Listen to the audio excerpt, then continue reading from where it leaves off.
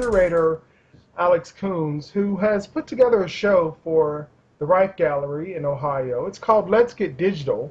And about the show, Alex says technology is a tool for artists in the same way that a paintbrush, loom, or chisel are. Most of the work represented, she says, assumes the visual form of traditional media, like painting, weaving, and sculpting, with technology assisting the concept to fruition as part of the artistic process. Alex, thank you so much for joining me today. Thanks for having me.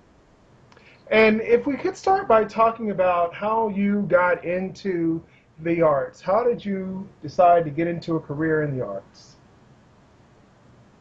Well, I'd always had a passion for the arts and museums. My parents took me to museums frequently, and I've been at the Massillon Museum for about 11 years. I received my degree in art history from Kent State University, and then my master's from Case Western Reserve University, which had a joint program with the Cleveland Museum of Art.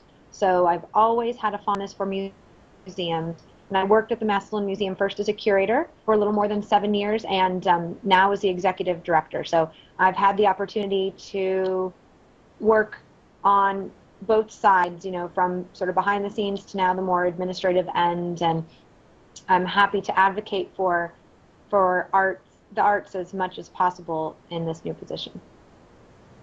And about the show, how did it come together, the Let's Get Digital show? Who were the players and whose vision was this and what made it happen?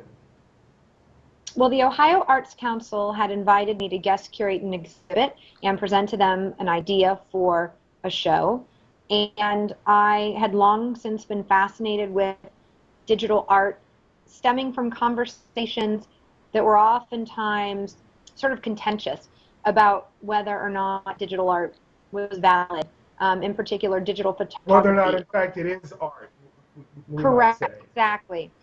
And digital photography, in fact, has been so controversial, especially among purists in the traditional media, that I thought it would be worth exploring. There's so many artists here in Stark County whom I admire and respect who are doing fascinating work utilizing digital tools in order to see their ideas through to an end product. And I really wanted to explore this idea further. And I had sort of organized an exhibit several years ago that was the reverse of this one, Dark Rooms in a Digital Age, and it focused on photographers, contemporary photographers, all of whom are working with late 19th century or early 20th century photographic processes, despite the fact that there are all these other technological resources available to them. Right. So in this show, there are 15 different artists. Let's see, there's Janet Baldwin, there's Jerry Birchfield, Ronald Gilbert. Some of the names I'm familiar with, like Andrew Reach, who's in Cleveland. Could you talk about how you decided to choose these artists and sort of what was how do these artists in particular fit together for this Well, it was venue? a really great process and a fascinating process.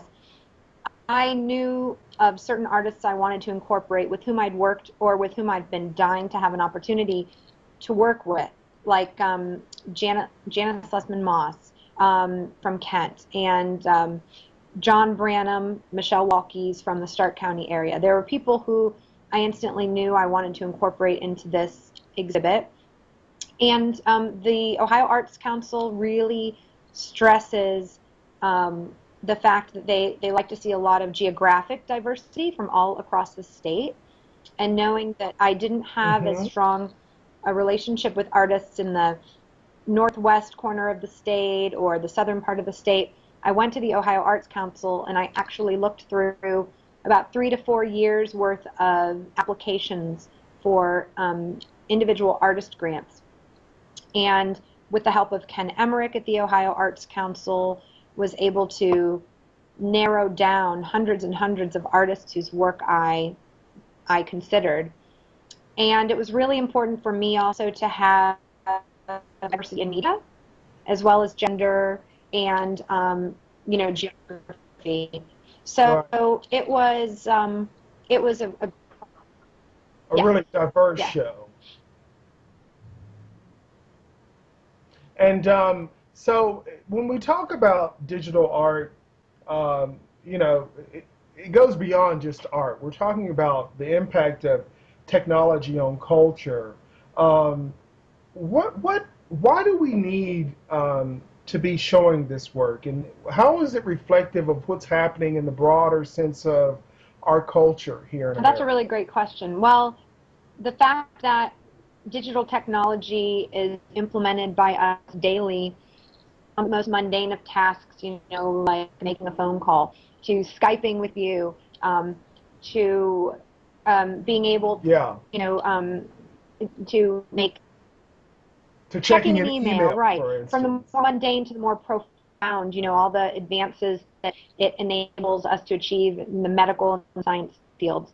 Um, it's part and parcel to our daily lives. And therefore, I think it's very important that we consider the way that it can be used as a means of expressing ideas and concepts in an artistic way. It, I think, lends credibility to its consideration as a valid art form. But people, I think, not only purists and people who tend to appreciate the more traditional media, but I think in general people are skeptical of how to talk about digital art or art that's created with digital aid, because the tools used to create these works are vastly more, um, there are so many options, different types of programs, types of venues Right. on which they're created, whether they be digital machinery or computers or, even cell phone photography. So I think Right, or right, tablets. tablets, and so Mhm. the devices on which these things are being created, the software being used to navigate the various tools that are afforded, it can be It can be overwhelming. overwhelming. Exactly. So I think that that's sort of daunting, the proposed vocabulary and the idea that you need to wrap your brain around all the technology involved, which I think is really not the case. What I was hoping to achieve with this exhibit is distilling all of that down to the very basic principles of why anyone would visit a gallery or a museum. It's about the art, it's about the end product and visually responding. Mm-hmm. Absolutely. Yeah, absolutely. And the artwork is truly beautiful. All of the artwork shown. Um, and talking about art, you say we start off talking about technology and how the digital applications are playing out in our lives these days. But ultimately, art is about art. So tell me, what is the value of art in our society? I just recently read something from the Guardian UK that was talking about arts funding outside of the UK, and it was quite a lengthy article. But one part of the article talked about it talked about arts funding in Florida, saying that a decade ago the state of Florida had $42 million for its annual arts budget. 10 years later, it had less than $1 million for its annual budget, and that came out to something like 14 cents per resident. What's wrong with that picture, and why do we need art? Why don't we spend money on art, and why does it seem that art gets cut first Wow, before the anything loaded else? questions within that question. No, it's an no kidding. Yeah, No, no, my you know what? apologies, but It's yeah. sad that there has to be so much of a political bent involved when we're having this discussion, because so much of it, the availability and accessibility, comes down to funding. You're absolutely right. Um, I will say that that's one of the ways in which museums can really step in and fill voids, and we are begging schools who are experiencing funding cuts, especially in the arts. There's a proliferation of those sort of situations. Um, Other different community groups without resources because of budget cuts at the state level or local levels or federal levels, um, to seek out museums in their area. So, what would you Okay, say to the people holding the purse strings? What would you that say to them to to convince them? lead a life that's grateful to be able to fully appreciate all aspects of what we experience in this world, whether it be other people, whether it be understanding how to lead a more peaceful life, whether it be understanding the value of education, that all of these things are steeped in having at a very basic level an appreciation for the arts. You know, without introduction at a very early age, the Massillon Museum is making some um, very progressive steps in terms of a preschool arts immersion program that we have in this regard. That introducing the arts at a very early age can help combat a lot of struggles that we have with you know, academics, with again communicating with our neighbors, with no. That the arts, in other words, aren't just some isolated luxury. They tie into the Oh, greater scope of who absolutely. we You are as summarized a it beautifully. I culture mean, and, that's and absolutely our true. individual And development. Is that the what you're funding saying? cuts that we've experienced, you know, are have been, you know, just devastating. I will say the Ohio Arts Council is the second largest recipient of federal funding from the National Endowment for the Arts, second only to California of any state in the U.S. And they base the Wow. distribution of the funds largely on population, and but also on, you know, level of activity, you know, surrounded or steeped in the arts in a given um, state. So that really speaks highly for Ohio and how diverse its artistic offerings are. But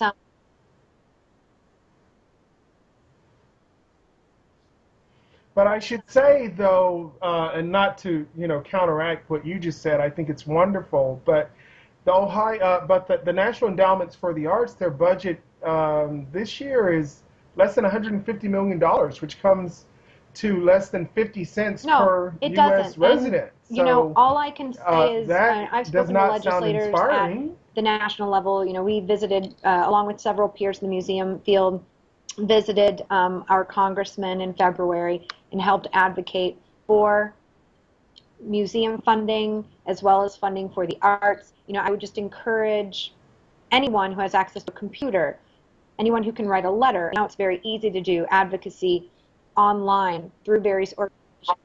Get involved. Ohio Citizens for the Arts is a group that I'm sure is paralleled To get involved. nationwide in various states. Get involved. Get to know your legislators.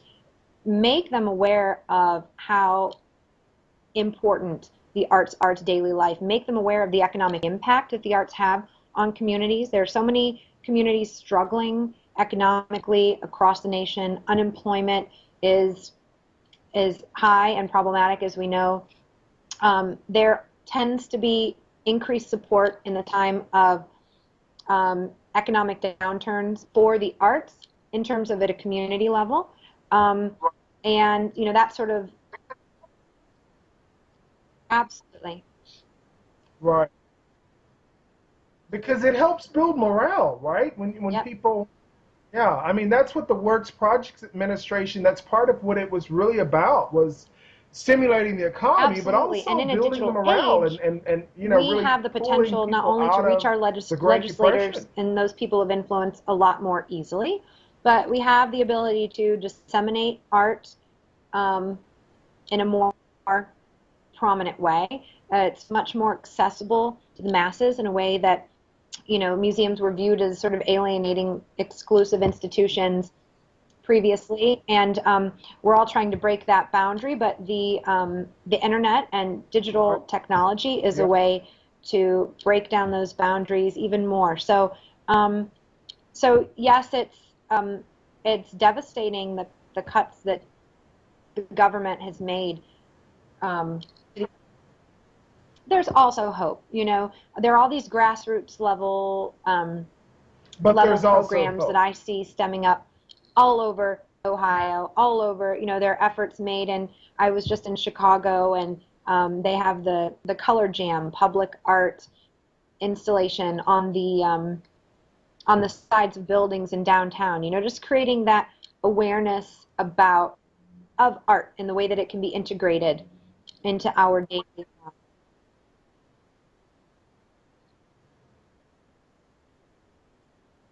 In the way that it can speak about us as a people, which no other form of communication can. Art really has the capacity to really speak for us about who Absolutely, we are, about our absolutely. legacy, So, about our shared the identity and questions value that in a way that other you're things asking, simply the topics you're cannot bringing do. up are ones that are on, that are in our consciousness as arts professionals every day. Um, and what we try to do is, again, advocate as much as possible, connect with fellow artists, with friends, with family, incorporate the arts into our daily lives, bring them, make them accessible to children, the youth especially. Getting the youth turned on to art is the best thing that we can do, because making them aware of the fact that they can't live without it and that it is an incredibly useful and enriching tool, um, at an early age is what's going to make all the difference. Sure, thank you. Alex, thank you so much for taking the time to speak with me. Yeah, yeah. This has been a And real we treat look to forward curate for the to Ohio Arts the Council. next They do an show. excellent job. They are incredibly supportive of diverse forms of media and excellent, excellent advocates for artists in our region. And I only hope that other arts councils are as supportive and as great cheerleaders for the arts.